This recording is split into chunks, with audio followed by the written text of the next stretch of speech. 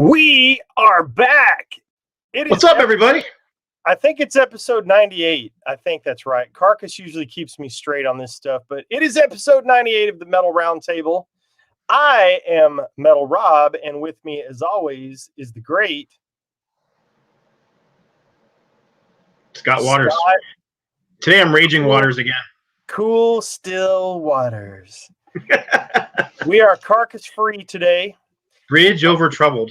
Yep. The carcass is a little under the weather, so hold a nice thought, say an incantation, or I don't know, whatever you do, but say something sweet to the carcass, and he should be back next week for episode 99, and then we may or may not be out for a week or two. As we'll see. It may be a bumpy ride between now and 100 for a week or two, but we'll let you know. You know how that goes.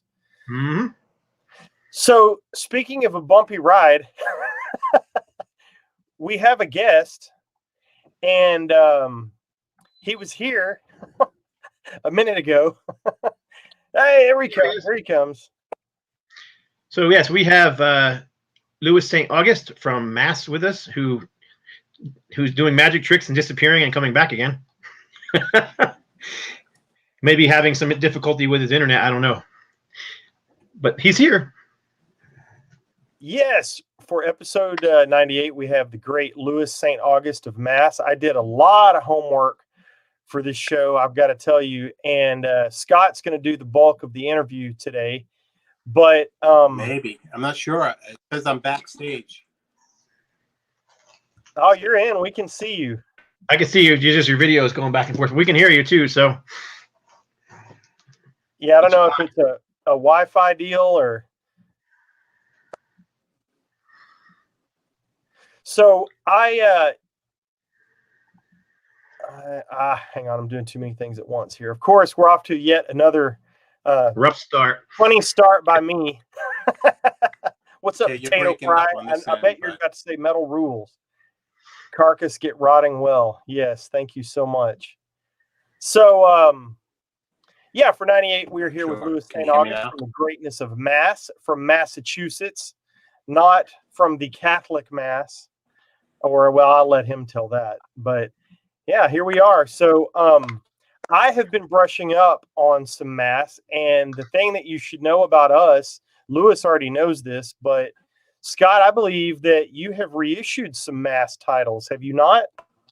Yeah, we issued 3 of them on the No Light to Metal label. We list the first 1983 album was at 82, Fighter, which was originally scheduled to come out on A&M Records, and it didn't for some reason.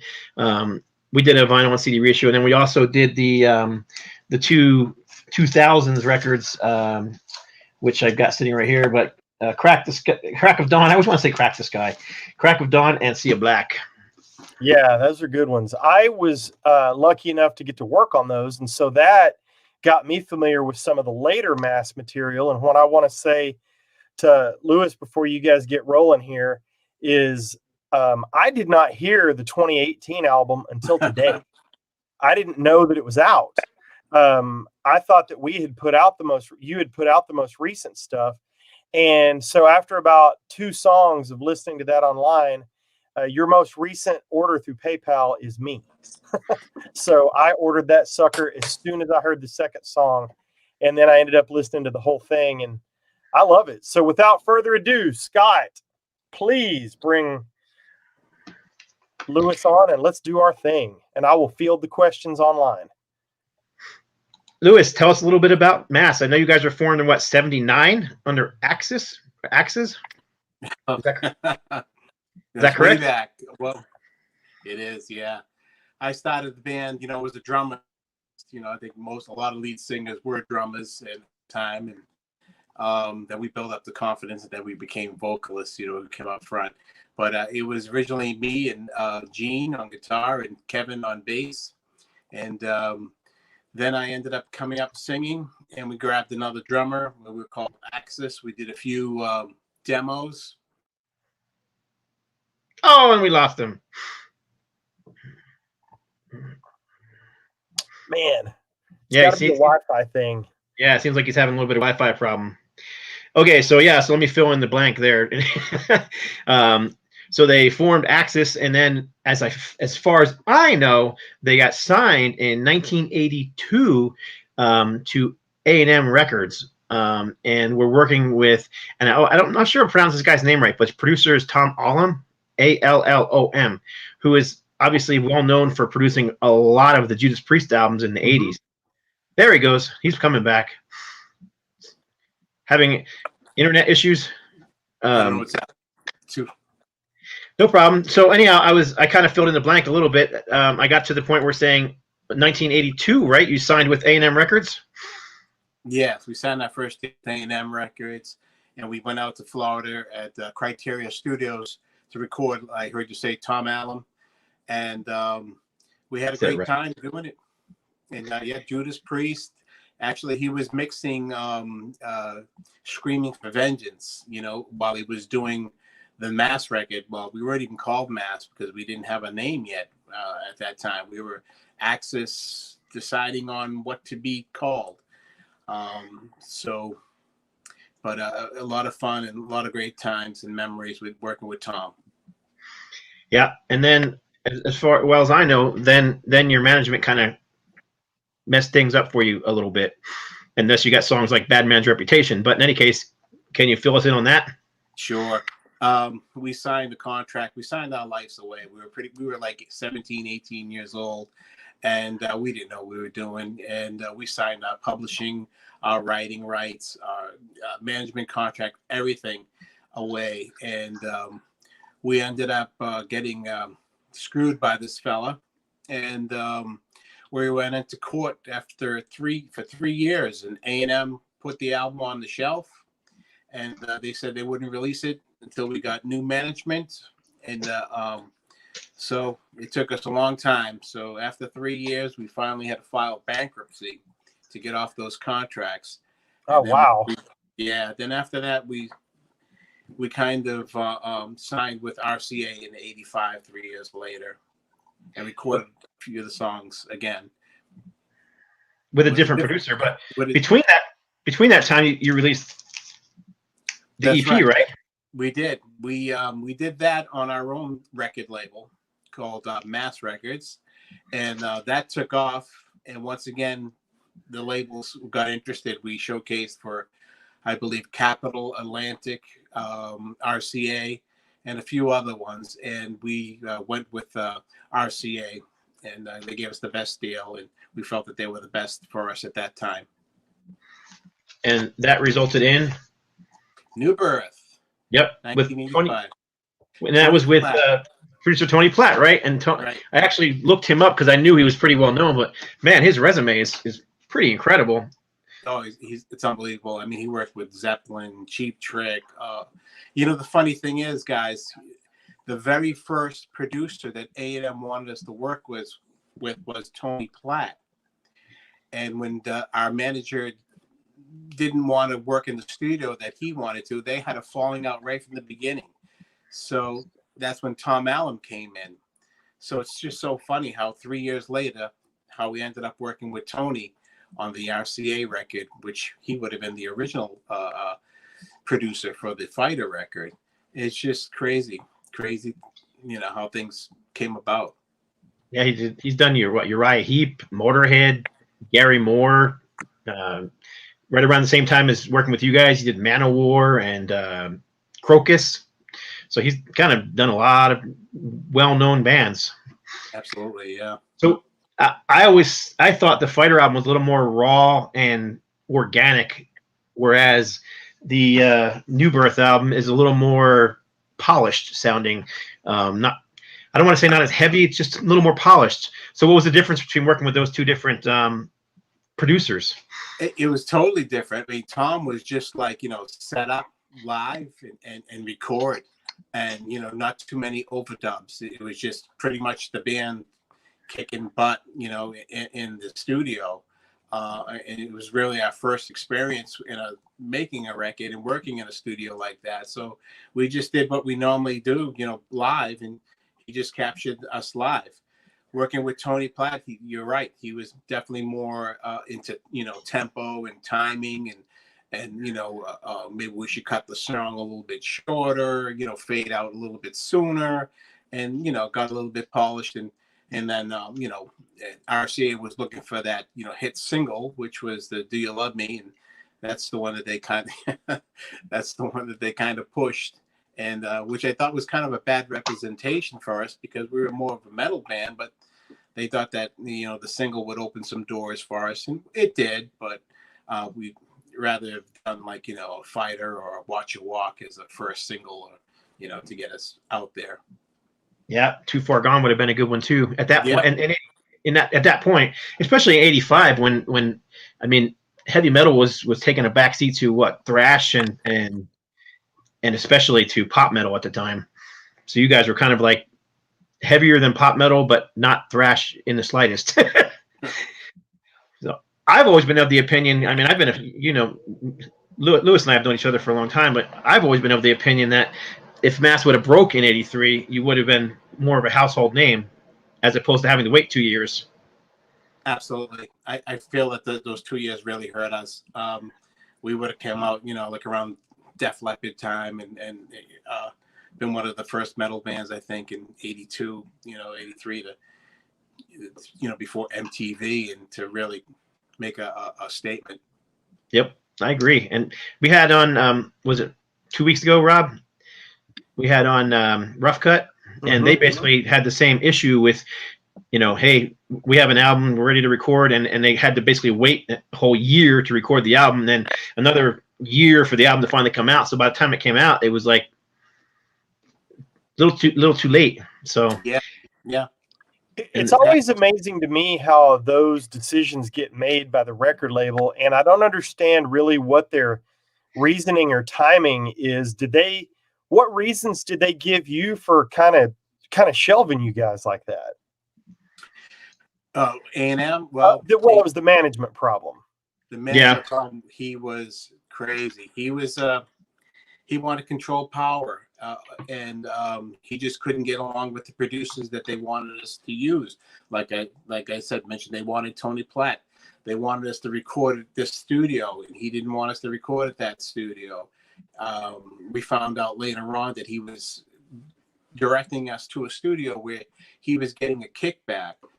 Back in the days, we were getting big money. I think we got $175,000 to record that Fighter album. We never saw a penny of it. You know where it went. Right. And then when, you had 4 Italian guys from Revere, Massachusetts, trying to, fight this guy legally, it was tough. We had to get some good representation, and finally we did. 2 years, man. That's a lot of fighting, though. Yeah. He would stop us from playing. We would go out to do shows, and there'd be a temporary restraining order on us, and we'd have to stop. We couldn't, we had to go back to court and file an injunction for us to play because he was stopping us from earning a living. It was just very, very crazy times. Wow. So then next up was the Take You Home EP. Now another record company. Yes. We, at that time, after the New Birth album came out, it did really well. They, our management at the time, Hernando Courtright, we signed with the new management company who helped us get out of the A&M deal. We decided that RCA was just being sold to GE at that time. So the people who signed us and the people that were on our corner were all gone. So he felt that it was best that we took a buyout. We could have did a second album with RCA. There were some decisions there that we should have, could have made better, if we really, really understand the background of the music industry, which we didn't at 19, 20 years old. So we ended up leaving RCA and showcasing for a few labels. And Michael Sweet got involved because we were doing some shows with Stryper in 1985, 1986 in the Boston area. And he really dug the band. And I guess Timmy, the bass player, had New Birth, and he was a Mass fan. So he introduced us to Wes Hines at Enigma. They flew out from California to see the band. and we signed with Enigma and did the EP there, which was also a demo. We just went into the studio and just enhanced it a little bit and did some overdubs, some leads, and some backing vocals and stuff. So, and they put that out in the meantime before we did the next record. I know that this is actually was my introduction to the band. This is when I discovered Mass. So, and then I went backwards from there. What was this, 1986, 87 when this thing came out? That's about the time. 89. 89. That's about the time I discovered Mass. So I'm sorry, 88. And this was the album that I bought. And then I found out later that several of these songs you had actually recorded a couple years earlier on the original independent EP as well. Yes. Like Pedal to the Metal, right? And Holy One, I believe. Yeah. And this album and because of the connection to Michael Sweet and Stryper, people started calling you guys a white metal band and a Christian metal band, and you guys were never that. You were always a heavy metal band, period. Exactly.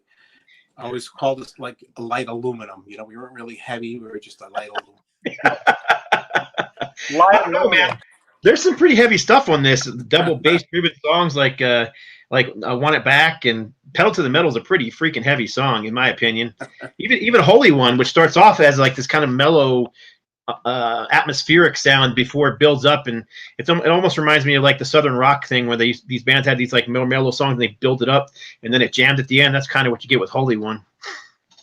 So anyhow, that's just my opinion. Yeah, I'm a big old Mass geek, as you know. So, Louis, there's nothing that Scott doesn't have. He's got everything. He probably has stuff you don't have. Oh yeah, absolutely. Probably does. Keep us going, Scott. This is great. Well, I pulled this thing out, and I know you knew I had this, but watch this. Welcome to the Boston Music Hall of Fame. That's great. Sorry, I'm getting a bad glare from this light, but there you go. But look at the names on there. I mean, just read those names. Jay Giles Band, Aerosmith, Boston, The Cars, Billy Squire. Yep. That's New pretty Edition great. And Mass. That was awesome. I mean, the first time I saw that, we were in some record store doing some promotion. I think Strawberry Records back, and they had the whole, front store plastered with those posters, and it was incredible. RCA really was promoting the band at that time. That's cool. Is that Boston Music Hall of Fame still a thing, or is it not there? Is it? I'm not sure. I think it's if it is, I don't know really much about it. They haven't asked us to perform or be involved anymore. So. I have no idea. I didn't know anything about it until I stumbled across that poster and found out you guys were put in the same league with bands like Aerosmith and Jay Giles and whatnot. So you guys took a long break from recording after that and came back with. Yeah, well, before that one, we did the Voices in the Night record. Oh, I forgot about Voices in the Night. How did I forget that? I was going to say, come on, Scott. Here we go. Sorry. Got him out of order. There you go. Yeah. See, that's the one I did. We did that one a year got me turned on to it. That was a lot of fun doing that one. That was the first time that we recorded in California, and we did this one a little bit differently. We did recorded the drums in one studio, the guitars in another studio, the vocals in another studio. And this was something that Michael Sweet wanted to do. We didn't have a huge budget for this record, but it was enough. And we ended up living with Michael for like 2 months, him and his wife. I think we probably drove her crazy. But it was a lot of fun. I mean, we used to, we had a lot of laughs. And but going to the studio every day and recording that record. So. But Voices of the Night seems to be a fan favorite. It's a fantastic record. It's full of huge hooks, great guitar tone too. I mean, it does have a similar vibe to Stryper's guitar tone with that overdriven, buzzy, heavy guitar tone, which I thought. I mean, I like it, but like again, I'm coming from a geeky fan standpoint. So, all right, so we got there. We went to Enigma Records. Still on Enigma Records, and then what happened after that? Because Enigma you had a multiple album deal with them, correct? Yeah, it seems like, you know, we get the rain cloud that follows us, you know. So after that, we were ready to go to release a video for the Voices of the Night. I think it was going to be Reach for the Sky, and we're also going to be joining Stryper for a Japanese tour. Enigma folded, and that all kind of collapsed. So we were without a Dale, and we just came back to Boston, and just we didn't know what to do. We were just writing songs and waiting for something to happen, or to just, you know, something come knocking at our doors, or so we ended up putting the best ones together to keep us in the public eye a little bit. It was an idea by our management at the time to release that best ones, and we think we only made like 4,000 or 5,000 copies of that CD, maybe not even that much, and that sold out quickly. And we were doing demos, and I started shopping some demos to different labels. At that time, the 90s were not popular in US, you know, our type of music. So Right. we started doing some overseas. So we got a few people in the band from overseas, and we ended up signing a 3-album deal with the Escape music label. So, and on this one here, you actually did record a few new songs on here that were previously unreleased or unrecorded, whatever. Plus you had a couple songs from the at least one, maybe 2 songs from the Fighter album that at that point I had no idea there was an album that never came out, and I don't think it was very well known to fans that you guys had recorded an old album in '83 that never got released. Right. So this was like, wait a minute, what is that all about? Right. But then in 2010, was it Retroactive Records that approached you about putting that album out? Matthew Hunt, I think it was. Yes. I forget. I thought it was your label. I guess not. It was Retroactive. Yep. With the Fighter record, you put that out, didn't you? No, you put that out on. We put that out a few years later on vinyl and CD, but Retroactive put it out on in 2010 on CD only, on like a digipack or something like that. I can't remember. That's and then right. that disappeared quickly and kind of faded into existence, and that's when we came back and asked if we could put it out on vinyl and CD, which we did. Right. And it looks great too. It looks great and it sounds great, because this guy over here, there you go, he's actually the guy who did the mastering for that album. Thank you, man. Rob. Cool. So anyhow, yeah. So there those two new songs on here, and those two new songs ended up on the next album, right? Yes. Which was? I don't know. You got too many records. I'm lost now. After that one was Crack of Dawn, 2007. Yep. That was mixed by Martin Cronin, and yeah, that came out great too. Never came out on vinyl on the Escape label, but just the CD. And I think a lot of people dig that record. It's kind of different. We were kind of, at that time, we were experimenting with different types of melodies and hooks, and a little bit more funky, a little bit on, you know, like with Monkey Brain and Sweet Lady Jane, and some of those tunes on there. So very raw recording too. But I mean, songs like It's You and Leaving You and stuff, I really dig those tunes. I love Magic Train. That's always been my favorite off of here. Yeah, you told me that. So, and isn't that the song that features the harmonica? It does. And is that you? We don't know who the harmonica player is. It was somebody that was in the studio. We were in New Jersey recording that with John Rollo, and I guess he had a musician in there, and he heard the track, and we were talking about harmonica, and he whipped it out and he started blowing like a madman, and it sounded great. I think it's one of the reasons I like that track so much is that little bit of harmonica. For whatever reason, it kind of brings a bit of an Aerosmith vibe to the song to me. Not that you're trying that, but I just got that out of it. And then a few years later, we got See You Black. See You Black. Yeah, that was fun. which was a little bit more of a return to form in as far as sound wise, in my opinion. Absolutely. Yeah, I agree, because that album we recorded, one shot, one in the studio, and we did, the 10 songs and just recorded it. Whereas Crack of Dawn was kind of 7 songs from one studio, maybe 3 songs from Kenny Lewis's studio. Michael Sweet worked out actually Crack of Dawn a little bit too on It's You and another tune, I forget. He was involved in 2 songs on the Crack of Dawn record, but Sea of Black, yeah, I can't see the songs on there. No problem. I love those records. I was thrilled whenever those came my way from Scott to work on those.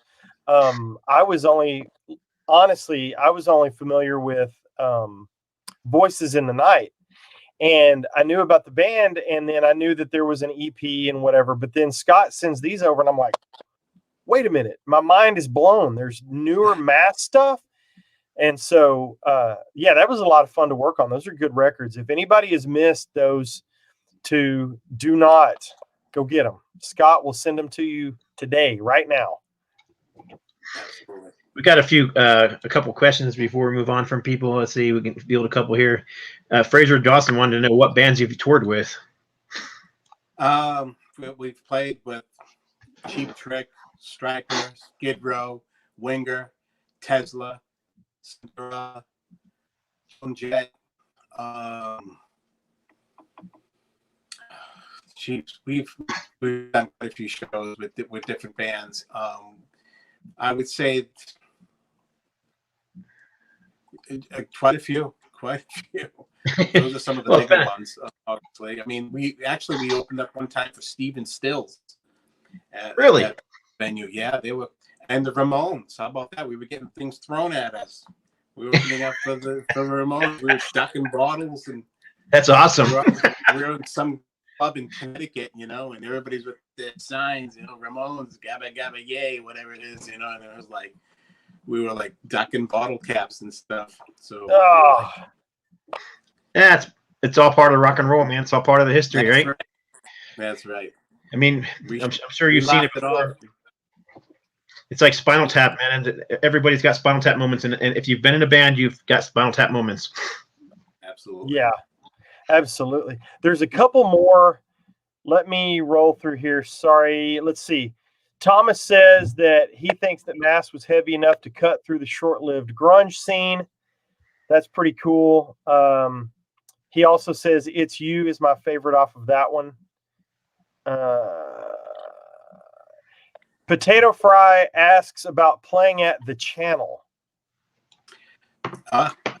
We used to play there very frequently. It was kind of our home. I mean, we've done shows there with Talus, with Striper. We've done our own shows. We've come back and we've done afternoon shows for all ages. Then we'd come back and do the night show for, over 21.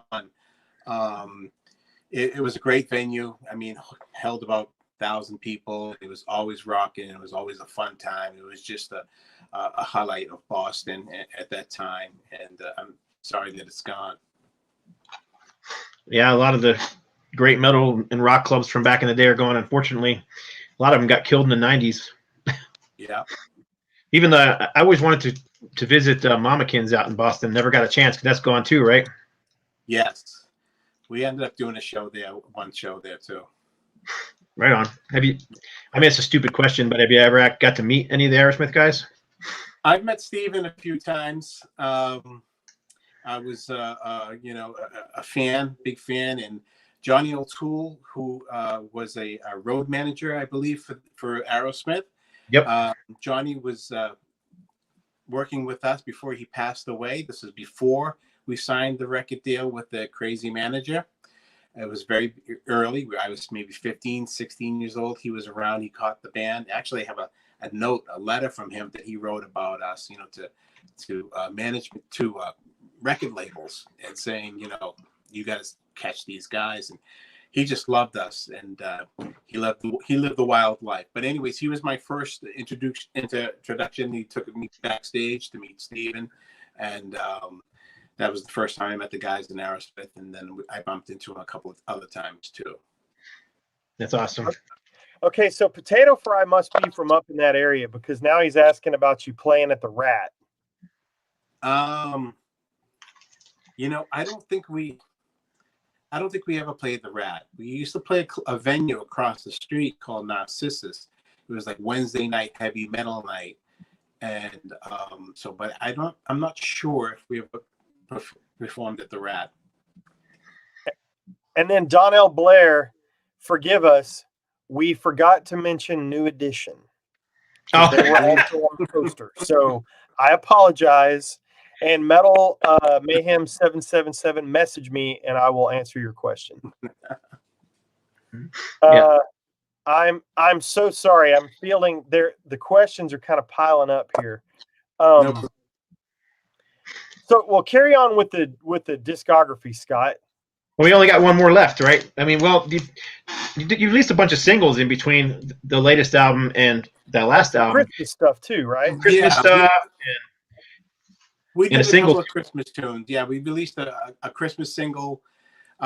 First single, I think it was A Very Merry Christmas, with a Jingle Bell Rock and me singing a ballad. And that went over really well. And we donated, I think we made like $5,000 or $10,000, something like that. We donated the money to proceeds to Toys for Tots. So we thought it was just such a good cause. And then I think we did it again. We did another single, and then we ended up putting the 3 or 4 songs that we recorded on a Mass Christmas sort of EP, and that sold very well too. So it was just, we're in the spirit, you know, and we like Christmas and we like giving back. So that's what we decided to do with that. So that was a lot of fun doing those songs. And then we got the most recent album, which is When Two Worlds Collide. Yep. I love this album. I just discovered it today. I'm so sorry for not knowing more about the newer stuff, but that thing, every so often, and Scott, you know this, you'll hear a record and it just kind of grabs you. This is my absolute favorite kind of music, is the melodic hard rock and heavy metal. I love it. And so much stuff comes at us through radio shows and YouTube shows and different promo stuff that Scott and I get. And Scott gets tons of promos for the label. But this album grabbed me today. I bought it. I did request an autographed copy. Thank you very much. So I'm stoked to get that. And I've got to say that, in my opinion, only hearing it a couple of times today, I did listen to it twice through, it's my new favorite. Awesome. Well, thank you very much. I love it. Thank you. Thank you. And just learned about it today? Today. So we're not exactly rehearsed and scripted on this show. We like to talk to people like we're actually getting to know them, you know, and just like dudes sitting around in a bar having a beer talking about music is the way we like the show to go. And so, but to do a little more background research, because I had a couple of questions from the bio, and Scott has come up with those questions. So I just started listening to it because I'm looking through your biography and your discography, and I was like, holy crap, they did an album in 2018. I have no idea. So I start listening to it on YouTube. Hopefully you get paid for that. And I just loved it. And all of a sudden the album had played all the way through and it stopped and went to commercial. And so I went back to the top and just played it again. Immediately I went to your website, hit the shop link, which I would encourage all of you to do if you want to hear what I think is the best thing since Voices in the Night. And I love the other 2 albums that I did the mastering work for. I love them. But man, this thing, it just grabbed me today. Right place, right time, followed the link, and pow, $15.99. It's on the way. Money well spent.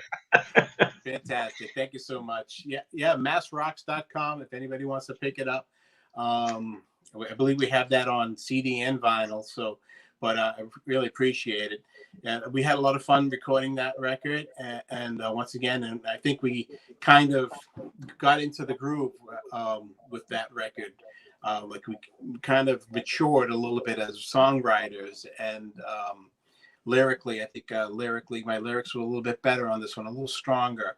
But you know, it's I love all the records. You know, they're all my babies, so Of course. I don't have a favorite.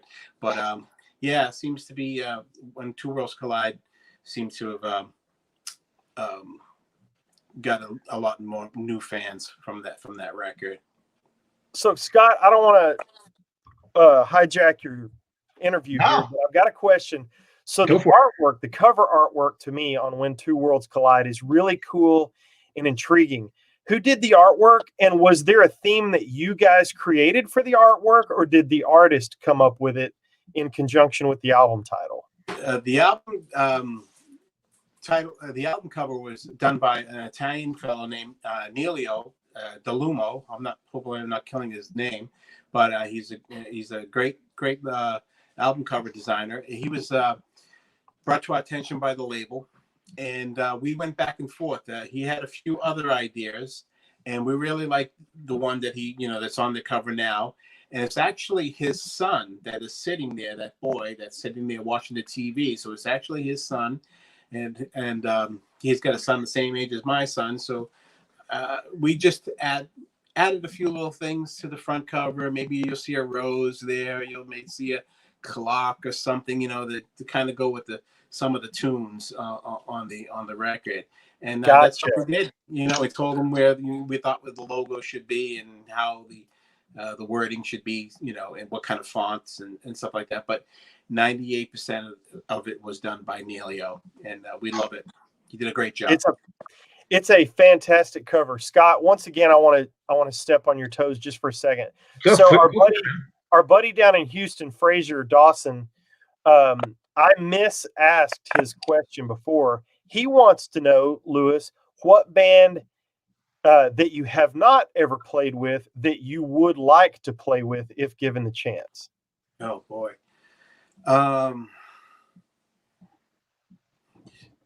Aerosmith, maybe, let me see, The Who. Those are bands that I grew up loving, Aerosmith, The Who, Foreigner, Zeppelin, of course. But there's not really, besides those bands, there's not really anybody that in particular that I'm, really craving to perform with. So go ahead. So Thomas, I'm sorry, Scott. So Thomas, we've got a couple of guys in the YouTube chat from the Boston area, and they're talking about different clubs and different bands. But one of the things that Thomas says is he says that Secondhand Rose is a monster off of that latest album. And I agree. This thing is so full of hooks and choruses, and man, it's just really good. And Secondhand Rose, as I was listening and doing work, that one really stood out. What was your inspiration kind of on that song? Okay. That was an older song that I had written with the band, and I was pushing the band to include it in this one. I had a little pushback, but I ultimately won. So I just convinced them.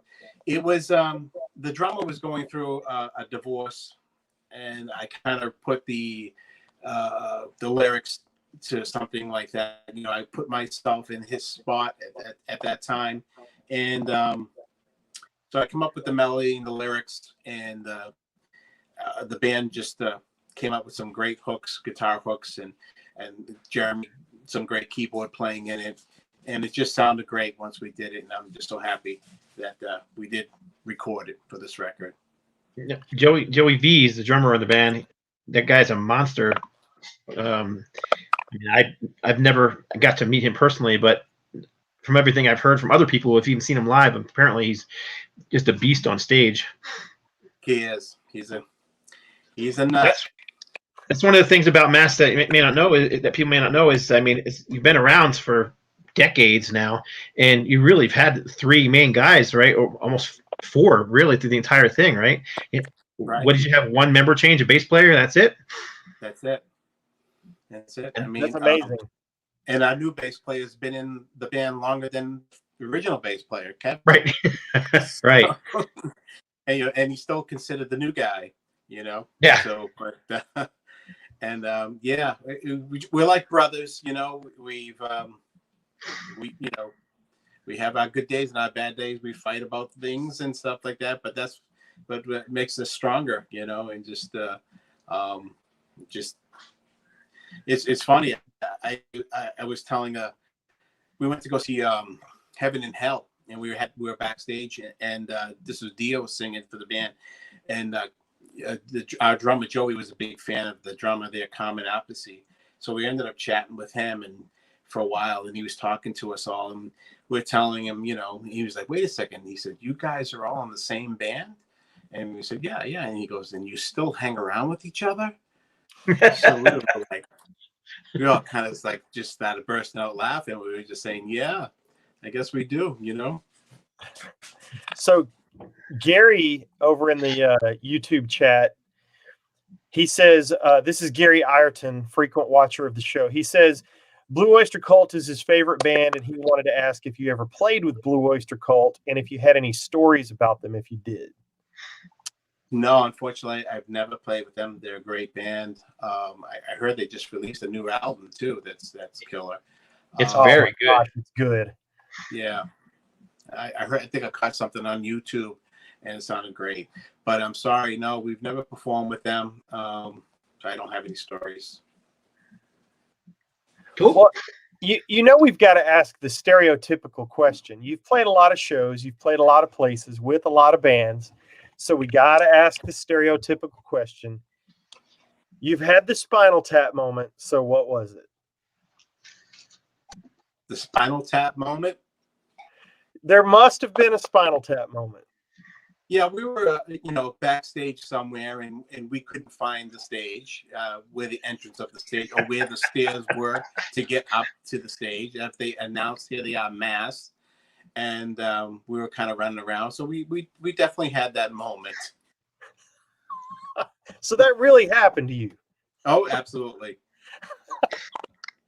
Mine was swinging the microphone one time in a band that I was in that shall not be named. I'm swinging the mic, and it just goes off into the crowd. And so I just pull the cable in, and I'm just getting after it. And then all of a sudden, this hand comes out of the crowd. Whoop! And there's the microphone back. So thank you to whoever that was. That was a long time ago. Yeah. I won't share mine. I've got a lot of them. A lot of Spinal Tap stories. Those are the best, though. Those are funny. So what was the very best, if you can nail it down, what's the best gig you ever played? What's the best the band ever played, or the best venue, or just the best vibe that you felt like, was the most fun you had playing live? I say this like you're done. You're not done. No, we're not done. But I've been blessed, to have quite a few great shows. One that sticks out to me, I have to say, is when we were out in LA and we did the LA Amphitheater, where it was a 15,000 seater. It was us, Hurricane, and Stryper. And oh, wow. And the night before, the Who played on that stage, and I got the biggest thrill that I was on the stage the next night where Roger Daltrey was standing, which is my idol, Roger, and Robert Plant, and Freddie Mercury, of course. But so that was one of the highlights of my career, I think, right there. That's awesome. Right on. We don't want to hold you forever, but I do appreciate you coming on the show. Is there anything else you wanted to add? We're working on new material. That record came out. We're slow workers. It takes time to make a baby, they say. But we are working on some new material. We get together now with this pandemic, it's just it's been hard. But we've been getting together once a week, and we have about 4 or 5 new tunes in the can. And once we get another 15 or 16, then we'll start to hopefully get into the studio this fall and start laying some demos down. And then we hope to have a new product out next year. Awesome. You're looking for a label? You're going to be going with Escape again, or you don't know yet? We don't know yet. We decided we're gonna do demos and then shop around and see what the best deal that we can get. It'd be nice if you can get, a bigger label with bigger distribution. I know that's not easy as it used to be. Well, I guess I don't know. It's never been easy, but these days it just seems like everybody's doing everything themselves. But you guys need, I don't know. You guys are to me, you're a big band and need to be on a bigger label. But I definitely appreciate you guys working with us because, as you know, I said it already 15 times, and I'm just a big old geeky fan. So I was stoked to be able to put the stuff out on our little, some of the old stuff out on our little label. Well, we appreciate you. We appreciate your label, and I like working with you. That's why. So, and you're a great guy, and hopefully we can do something in the future too. Cool. Yeah. Looks like he sold another record while we were on this interview. Yeah. At least one.